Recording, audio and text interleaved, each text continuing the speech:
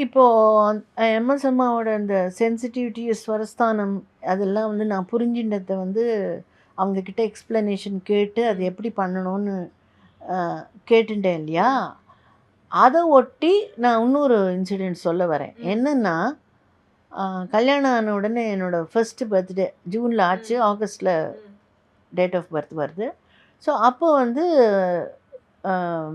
Husband and மாமியார் 2 பேரும் சேர்ந்து எனக்கு என்ன டிசைட் பண்ணான்னா, எலக்ட்ரானிக் ரேடலில் தம்புரா வாங்கி கொடுக்கலாம் அப்படின்னு சொல்லிட்டு. ஸோ ரேடலில் தம்புரா வாங்கி கொடுத்த உடனே இவங்க சொன்ன டெக்னிக்லாம் அப்படியே ஸ்ட்ரெயிட்டாக அதை ப்ராக்டிஸ் பண்ணணும்னு சொல்லிட்டு ஆஃப்டர் 10 o'clock எல்லாம் கிச்சன்லாம் க்ளோஸ் ஆன உடனே கிச்சனுக்கு போயிடுவேன். யாருக்கும் டிஸ்டர்பன்ஸ் இருக்காது அப்படின்னு சொல்லிட்டு கதவை சாத்திட்டு, அங்கே அக்கோஸ்டிக்ஸ் ரொம்ப நல்லா இருக்கும்.